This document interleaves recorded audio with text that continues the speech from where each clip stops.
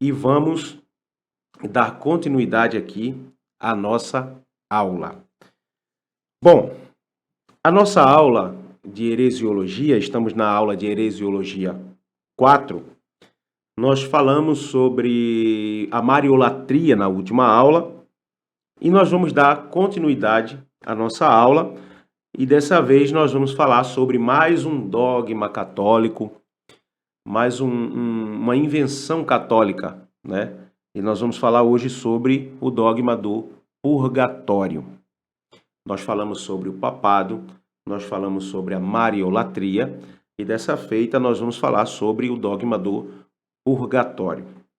Então, você que é aluno, você que está estudando, você que está vendo os vídeos, é bastante importante. Nós estamos breve de concluir a parte do catolicismo e finalizando a parte do catolicismo, nós já vamos fazer o nosso primeiro teste sobre o catolicismo, tá? Depois nós vamos falar sobre os testemunhas de Jeová, os TJs, e aí faremos também um teste falando referente a cada seita que a gente for trabalhar na matéria. Então, é muito importante você estar participando, assistindo às aulas e participando conosco toda segunda-feira online através do Google Meet. Acho que acertei a expressão.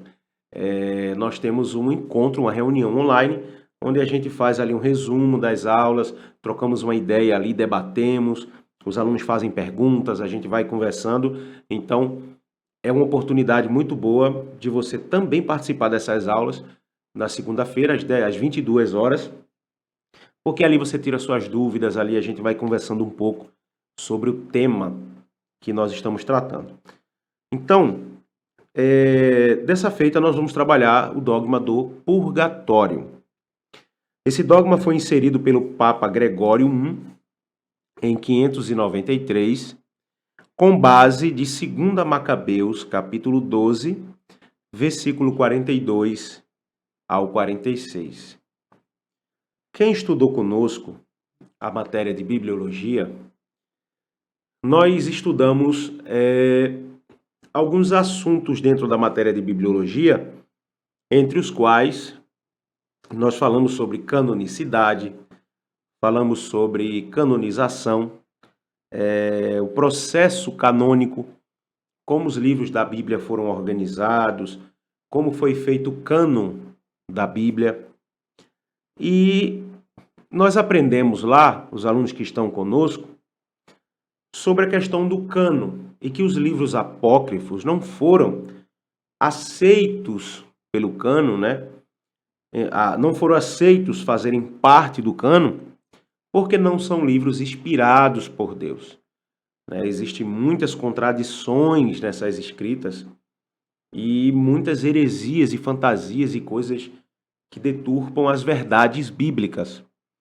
E o livro de Macabeus, assim como tantos outros livros apócrifos, o livro de Macabeus também é um livro que não é inspirado por Deus, porém, como a gente falou na aula de bibliologia, o livro de Macabeus é bastante importante na questão histórica, porque aquele período interbíblico que nós temos ali, aquela página em branco que você tem na sua Bíblia, aquele período ali a gente consegue ter uma noção do que aconteceu através da história dos Macabeus, né? Da guerra dos Macabeus, quando o templo foi profanado ali, foi sacrificado uma porca ali em cima do altar, e aí gerou a revolta da família ali, a revolta dos Macabeus, e que é uma parte histórica muito interessante. Porém, o livro de Macabeus também faz parte dos livros apócrifos, dos livros que não foram aceitos pelo cânon. Então, essa base dessa doutrina sobre o purgatório, ela é baseada em Macabeus, no capítulo 12, e o versículo 42 a 46. A Igreja Católica ela põe uma terceira opção para a salvação, chamando de purgatório. A Bíblia ela só nos dá duas opções pós-morte: céu e inferno. Não existe um meio termo um lugar aonde eu vou me purificar para poder eu ir para o céu. Isso é uma heresia, isso é uma mentira gigantesca. Porque a Bíblia só dá margem para 2 lugares, céu e inferno. Porém, baseado nesse texto de Macabeus, a Igreja Católica ela põe uma terceira opção para a salvação, chamada de purgatório. Embora a Bíblia deixe claro os 2 caminhos, né, depois da morte, dentro desse viés herético eles acabam tendo, e aí é bastante interessante, porque essa base herética é a base para orações pelos mortos, a missa de 7º dia.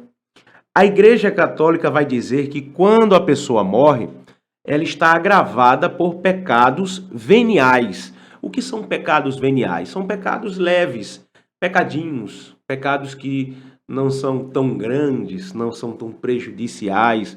Eles aplicam dessa forma. Professor, existe pecadinho, pecadão? Existe. Dizer que não existe um pecado maior do que o outro também é um ledo engano. A gente sabe que existem pecados para a morte.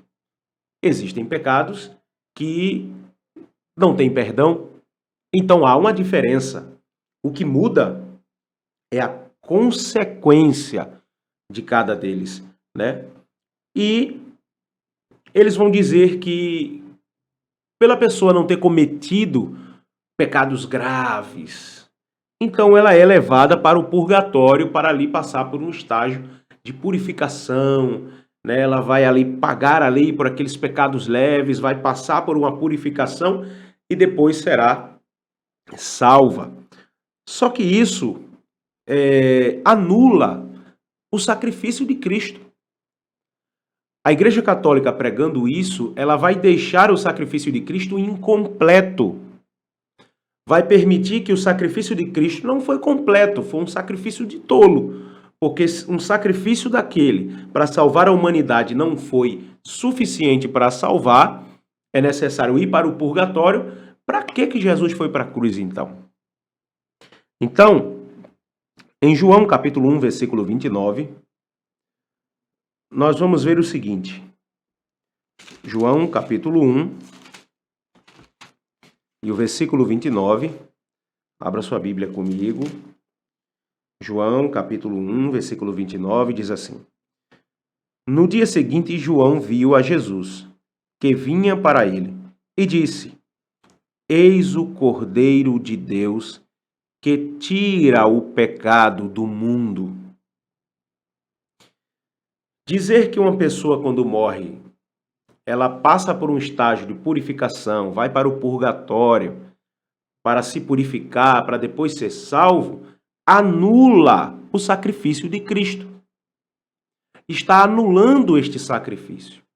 E a gente sabe que o sacrifício de Cristo não é um sacrifício feito pela metade, um sacrifício que quase foi suficiente. O sacrifício de Cristo é suficiente para garantir a salvação. O sacrifício de Cristo, eles tiram toda... o sacrifício de Cristo tira toda a culpabilidade do pecado. Né? A culpabilidade do pecado é tirada através do sacrifício de Cristo. Então, o purgatório para eles é um lugar de purificação. Sendo assim, o sacrifício não foi suficiente. Para nós, quem faz esse trabalho de purificação é o sangue de Cristo, não é o purgatório. Nós vamos analisar em 1 de João,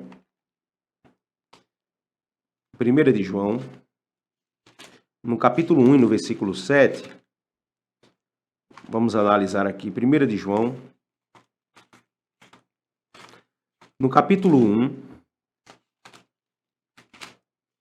e o versículo 7, que nos diz dessa forma: Mas se andarmos na luz, como ele na luz está, temos comunhão uns com os outros, e o sangue de Jesus Cristo, seu Filho, nos purificará de todo pecado. Não é de alguns, é de todo. Então, é de suma importância nós entendermos que o purgatório anula o sacrifício de Cristo. O purgatório vai permitir que o sacrifício de Cristo seja incompleto. Ou seja, não foi possível Cristo, através do seu sacrifício, tirar a culpabilidade do pecado através da Igreja Católica, da pregação da Igreja Católica. Porque o purgatório faz esse trabalho de purificação. Então, deu para entender a incongruência de mais um dogma católico com a Bíblia Sagrada? Se o purgatório é o lugar onde eu purifico aqueles pecados leves para poder ser salvo, então o sacrifício de Cristo não valeu de nada? Seria o sacrifício de Cristo incompleto? Claro que não. Então, mais uma vez, a Igreja Católica está pregando uma heresia, ensinando uma heresia que não tem base bíblica nenhuma e, pelo contrário, deturpa as verdades da Bíblia Sagrada. Outro texto interessante está em Marcos capítulo 16, versículo 16, que diz assim: quem crer e for batizado será salvo. Quem, porém, não crer será condenado. Olha que coisa interessante a primeira parte do versículo 16. Quem crê e for batizado será salvo. Não é necessário fazer mais nada. Não há um lugar de purificação, não há um trabalho, ainda que seja aqui na terra, que você precisa fazer para que seu irmão, para que seu pai, para que sua avó, que está no purgatório, diminua o seu período no purgatório para que seja logo elevado aos céus. Isso é uma heresia gigantesca. Porque o texto que nós lemos, nós lemos em 1 de João capítulo 1, versículo 7, em Marcos capítulo 16, versículo 16, quem crê e for batizado será salvo. E isso se aplica também, gente, que o que eu vou dizer aqui é bastante complicado, mas infelizmente isso se aplica a algumas igrejas evangélicas. Por que se aplica a algumas igrejas evangélicas? Porque algumas igrejas pregam cultos de libertação, e esses cultos de libertação não são voltados para pessoas que estão presas, cativas, que é o caso do ímpio. Esses cultos são para crentes. Só que um crente que precisa de libertação, ele não é crente. Ele aceitou Jesus, mas ele ainda está preso. Se ele ainda está preso, então o sangue de Cristo não é suficiente. É necessário fazer 7 voltas da muralha, 15 voltas não sei da onde, comprar 7 chaves de não sei do que. Se o sangue de Cristo te purifica de todo o pecado, para que o crente precisa de um culto de libertação? Se o culto de libertação for para ímpio, professor, mas existem pessoas na igreja que servem a Deus e que está preso. Se está preso, acorrentado, não é cristão. Então ele sim, sendo ímpio, mesmo carregando Bíblia, mesmo indo para a igreja de paletó e gravata, mesmo indo com a saia no joelho, mas se está preso, está acorrentado, a cruz de Cristo não te alcançou. Porque se a cruz de Cristo me liberta, se o sangue de Cristo me liberta, por que eu preciso fazer um trabalho de libertação? Eu preciso ir para um culto de libertação, a quebra da maldição. Isso é heresia, gente. Isso é heresia. O pessoal está se batendo com a Igreja Católica. No Evangelho de Jesus, escrito por João, capítulo 8, versículo 36, vai dizer assim: se, pois, o Filho vos libertar, verdadeiramente sereis livres. Se você não é livre, é porque o Filho não te libertou. Se você aceitou Jesus como Salvador da sua vida, se você creu no Filho unigênito do Pai, Você é livre.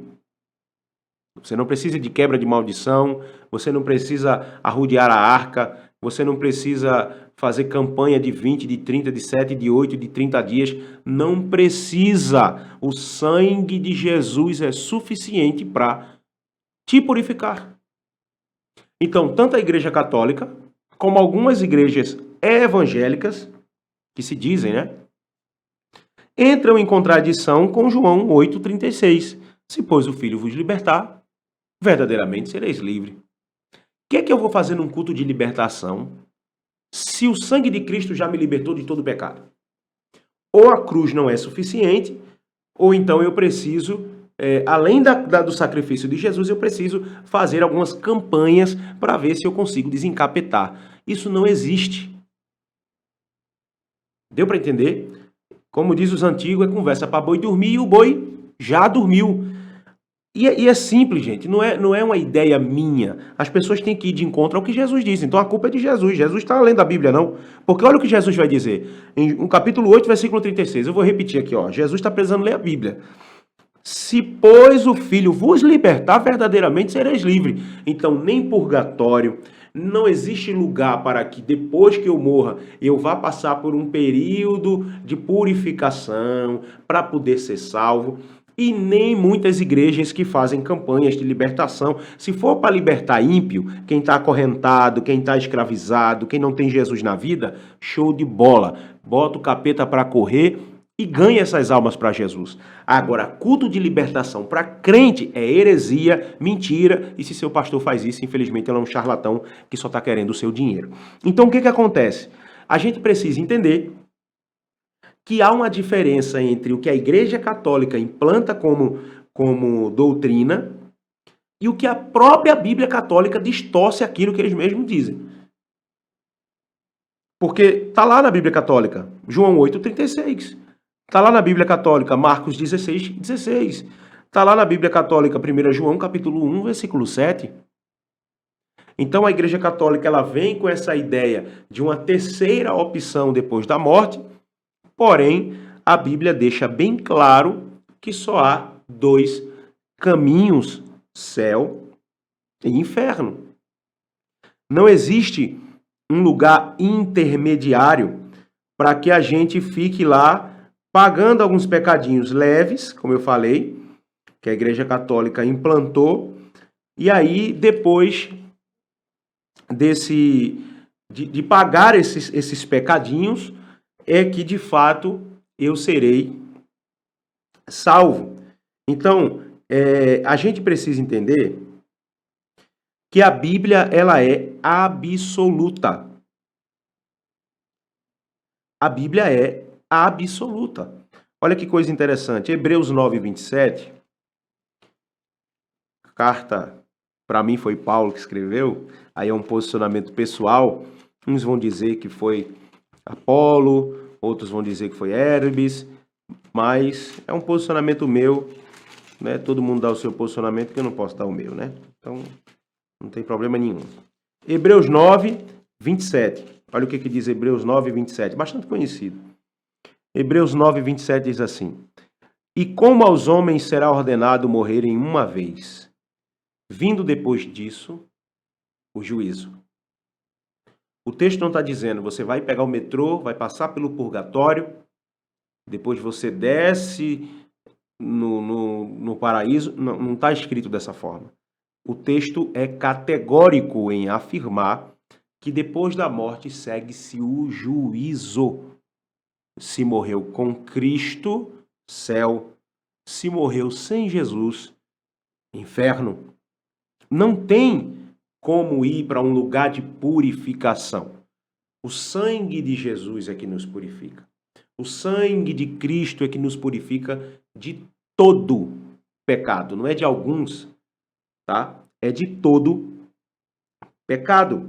Então, gente, mais uma refutação à doutrina mentirosa, herética da Igreja Católica. E nós estamos estudando heresiologia e é a nossa primeira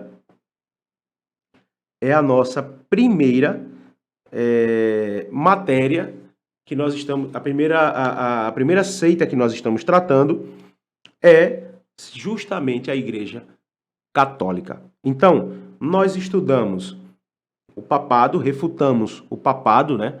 Refutamos também a mariolatria e falamos agora sobre o purgatório, esse lugar intermediário, né, que algumas pessoas acreditam, os católicos acreditam, ser um lugar de purificação. Porém, nós vimos aqui que não há base bíblica, pelo contrário, a Bíblia pega essas doutrinas católicas e simplesmente joga por água abaixo, porque vai de encontro às escrituras sagradas. Quarto, que é um ponto bastante interessante aqui, que é os sacramentos. Para viver em santificação, o católico é obrigado a participar e receber os sacramentos e a conhecer a vontade de Deus. São estes os sacramentos da Igreja Católica. Primeiro, batismo, confissão, eucaristia, confirmação ou crisma, sagrado matrimônio, ordens sagradas e unção dos enfermos. Essa aí é a primeira forma aí da santificação de acordo com os católicos. Batismos, né? Na Igreja Católica, o batismo é dado às crianças e a convertidos adultos que não tenham sido antes batizados validamente. Se for adulto que morre sem batismo, vai para o purgatório. Olha aí, ele vai lá para o purgatório, fica ali um período até passar a purificação. Mas o próprio Mateus 16, que nós lemos, deixou isso bem claro, que é uma mentira gigantesca. Segundo, a confissão, que foi inserido no século XII, no ano de 1115. Na Igreja Católica, a confissão, penitência ou reconciliação envolve a admissão de pecados. Eu deixei bem pequenininho aqui. De pecados perante um padre e o recebimento de penitências, tarefas e desempenhar o fim de alcançar a absolvição ou perdão de Deus, a autoflagelação e o jejum e as esmolas, e segue mais e mais e mais. Porém, gente, Tiago capítulo 5, versículo 16, vamos para Tiago, capítulo 5 e o versículo 16, olha que coisa interessante. Tudo isso que você viu aí é a parte de santidade, penitência, para a questão de perdão, né? Para que se de fato tenha o perdão ali dos pecados cometidos. Só que aí, ó, nós vamos para Tiago capítulo 5 e o versículo 6, que diz dessa forma: condenastes e matastes o justo. Ele não... Opa, li errado aqui, desculpa. Eu estava lendo em Pedro. Misericórdia. Vamos lá, vamos voltar aqui. Tiago, capítulo 5. Agora, Tiago, capítulo 5 e o versículo 6. Vamos lá. Condenastes e matastes o justo. Ele não vos resistiu. Só existe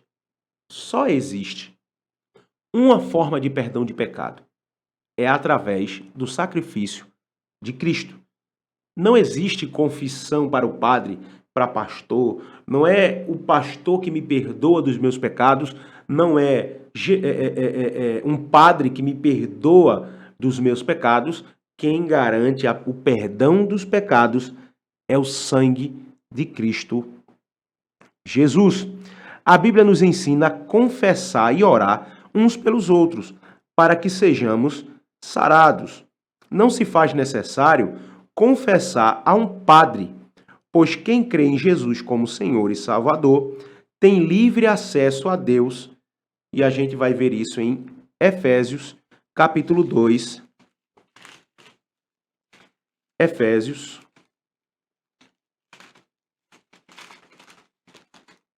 capítulo 2, e o versículo 13 e 16, que diz assim: Em quem também vós estáis, depois que ouvistes a palavra da verdade, o evangelho da vossa salvação, tendo nele também crido, fostes selados com o Espírito Santo da promessa, o qual é o penhor da nossa herança, para a redenção da possessão de Deus, para louvor da sua glória. Pelo que, ouvindo eu também a fé que entre vós há no Senhor Jesus e o vosso amor para com todos os santos, não cesso de dar graças a Deus por vós, lembrando-me de vós nas minhas orações. Então, gente, não é a padre que se confessa pecado. É a Jesus Cristo que se confessa pecado. Outra coisa interessante é que na próxima aula nós vamos falar sobre a Eucaristia, certo? Que é uma doutrina aí inserida no século XV, no ano de 1414. Nós vamos falar na próxima aula sobre a Eucaristia. Fique atento à nossa próxima aula e eu quero aqui já reforçar o meu convite a você que ainda não é aluno do nosso curso teológico Kairos. Você quer estudar teologia e não tem tempo, a correria é muito grande, então a oportunidade é essa de você fazer parte dessa turma online. A gente tem um grupo no WhatsApp, no Telegram. A gente se encontra toda segunda-feira às 22 horas para debater sobre os temas e nós temos aqui um grupo fechado no YouTube para que as pessoas possam ali, os alunos, né, possam ter acesso às aulas gravadas. Então, até a próxima aula, eu espero você e vamos, que a gente está correndo aqui para terminar a matéria de heresiologia. Deus te abençoe.